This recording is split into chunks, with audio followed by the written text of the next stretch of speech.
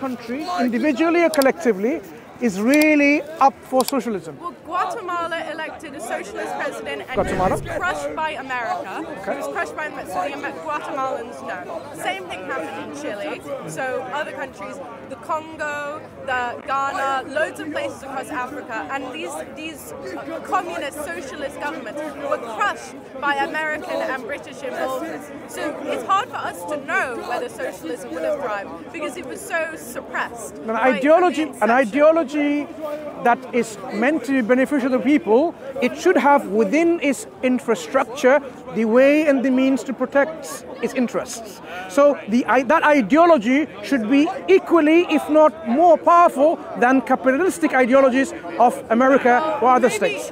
If you think about it. Yeah, America had an ideology. Look, an ideology is something that is a root. Has money just to clarify that, an ideology is a construct that is deep-rooted in the head, in the brains, in the intellect. So if you are convinced you can put this resource into play, you can be a billionaire and a millionaire, and if you're like-minded people, you can drag all these resources for your ideology. So if that ideology was so strong, you should see the ideology should have inherent contingency mechanisms to protect its interest and to expand its interest. The fact that we are not seeing that means the ideology is really somehow deficient in its overall paradigm.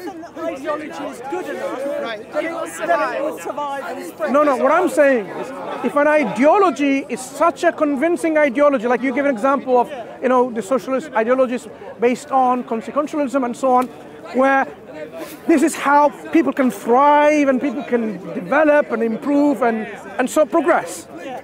If that is such an ideology which is deeply accepted in the psyche and the intellect of the people, it should have that paradigm which is so strong that it will thrive and it will progress. The fact that competing ideologies is crushing it, that means it doesn't have the inherent mechanisms within its paradigm. It's dependent on the ideology. It's dependent on the people that fuel it, whether those people have money, whether those people have time. You can have the best ideology in the world, and if you and all your friends are homeless under a tunnel somewhere, it's not going to go anywhere. Soviet Russia, you give an example, it thrived. You give an example how it removed illiteracy and it created jobs and so on and so forth. Yeah. So if this is what it can do, but it failed because of a competing ideology. That's what you're saying. It failed for many reasons. Yeah, one of the reasons. Because of capitalism. Sure. Right. So that means this ideology itself inherently lacks something for it to thrive. That's what we see. No, it means that the competing... Power could be one of them. No, the ideology is a way of thinking. The practice, the way capitalism is implemented, the way socialism is implemented, that's what makes a difference in the world. You can have all the theory you want and write it in books, but if the American government has money to suppress ideology, it can and will. Didn't Russia have money? That doesn't mean capitalism. Didn't Soviet Union have money? They had money. The Americans had a lot more. A lot. Seriously? More. Yeah. So are you saying Soviet Union, USSR at that time, did not have the financial capabilities to protect its ideology? The American government participated in intelligence, and so did the Soviet government in intelligence all across the globe to suppress capitalism, to suppress socialism, to do this and that and whatever. Yeah, to isolate. It's not got anything actually to do with the theory of the ideology.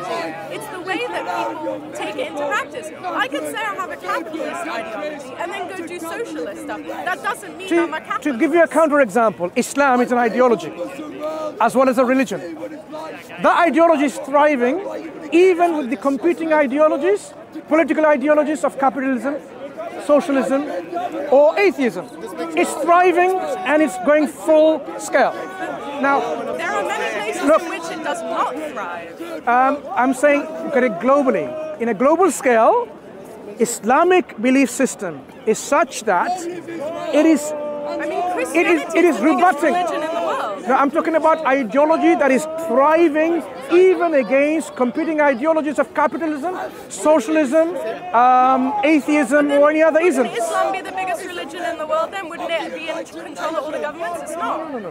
What I'm saying, how does an ideology thrive if it doesn't have the mechanism the paradigm within it to sustain the ideology. Because an ideology, to be convincing, it needs to have all of that. Otherwise, the ideology will crumble. It also has to have power and money behind it. That's much more important. I think the problem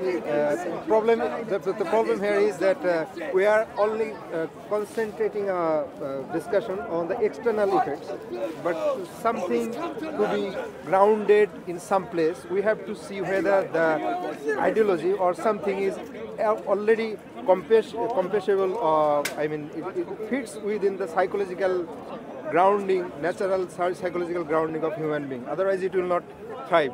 If the attachment is not like a resonance with human psychology or human needs and kind of thing, then what will happen? Even if a little bit of external turbulence, it will be, destroyed, or it will wash out. So did you get it? Just to echo. Yeah, so that is the thing. What that means, that ideology is not able to capture the human psychology as a whole in its construction. Otherwise, you can kill people, you can burn their houses, everything, but they will not lose their ideology or thinking process. Look at what, like for example, the conflict that's happening in Gaza. That means that look at their resolve and everything is going, but their ideology, they still hold to it. Okay, Alhamdulillah, you know the phrase, praise be to God. It doesn't take them away. So that means an ideology that is in line with, resonates with the human psyche is the ideology that's going to be successful. Because the ideology that considers really how you think, how you construct ideas and belief, and how you operate and interact with the society. Yeah, I think there's something about capitalism which is very seductive to the human psyche. Correct. That's why you will really appreciate when Islam, for example, as an ideology, it doesn't take away people's this aspirations to acquire wealth and so on. It says, yes, you can. The wealth doesn't belong to the state, like in Marxism. The wealth can belong to you, but there are some guidance and restrictions. For example, if you accumulate all this wealth, you have land and you don't do anything, it will be taken away and given to someone to really utilize it, okay? So it will be redistributed. And not only that, more and more wealth you accumulate, the poor people will have a right on your wealth. So 2.5% of your wealth, you have to give charity to those who have right to. So you think it's my money, but actually it's not. 2.5% is something obligated to be given by right to those people who are in need and so on. So Islam really brings together this kind of people's aspirations or greed to material gain and wealth, and also the fact that you need to be also maintaining yourself within the boundary of human compassion, justice, the empathy and the sympathy all along. There's lots of Muslim people that commit harm. Bad apples. We talked about bad apples. Bad apples. We talked about the bad apples before. So, for example, you probably have heard this famous hadith, the statement of the Prophet ﷺ, in which the Prophet said, for example, "You are not a believer. You are not a believer. You are not a believer if you go fed yourself with a full stomach, and your neighbor goes hungry and starved, even though your neighbor could be anyone else, not even a Muslim, right?" So the emphasis is such that you have to even look after your neighbor. Doesn't matter what they believe and so on and so forth. But the ideology says that, but there's lots of people that don't practice. That's what we were discussing. That's what we were discussing earlier on. People don't practice. And we will say either they're culturally religious in this belief and there are reasons for it, and we started talking about initially why that could be, or they are not prioritizing their teaching of their religion. In fact, their way of thinking has changed to something other than the religious ideological teachings. Something else. It could be something about modern understanding of happiness. As long as it doesn't harm anyone, it's okay for you to do. That seems to be the drive, isn't it? So people are attracted towards it.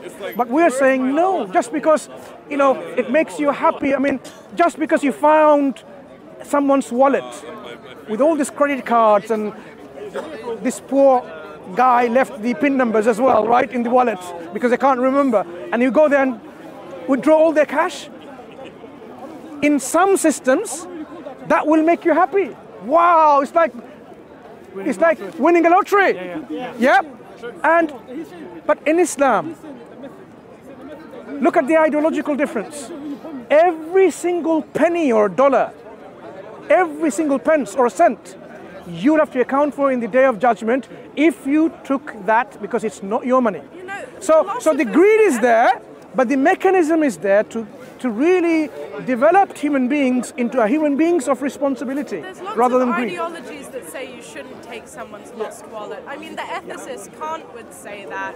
Socrates. He knew about Islam anyway. He knew about Christianity, and he knew about Judaism. Because Socrates was. Okay. Islam wasn't invented when Socrates was. You didn't talk about Socrates initially. You talked about Kant and others and so on. When you go back to Socrates and others, you can go and see there is something what we call is common to all human beings. Yeah, there is intuition that we all have, but we say there's something that our Creator, you may not believe in Creator or not, that's a different discussion, has instilled within us. We call fitra, the natural disposition, and God tells us like this: فَأَلْهَمَهَا فُجُورَهَا وَتَقْوَاهَا قَدْ أَفْلَحَ مَنْ زَكَّاهَا وَقَدْ خَابَ مَنْ دَسَّاهَا. I just quoted some statements from the Quran that God has inspired, the Creator has inspired within you the bad and the good.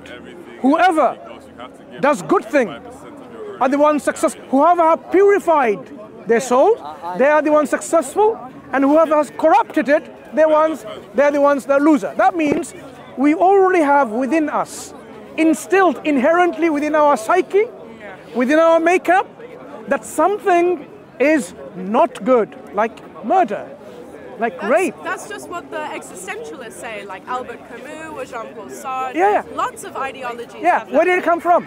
Yeah, not Islam. No, where did it come from? I'm saying Islam is telling us. No, I just want to summarize this. I am not saying, just summarizing. What I'm saying is, all of these common human values that we're talking about, our Creator instilled within human beings.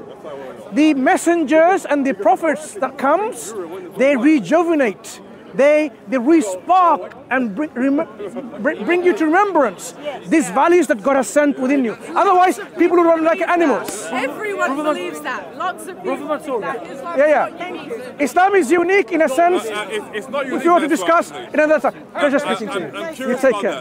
It's not quite unique because. Okay. وآخر دعوانا أن الحمد لله رب العالمين.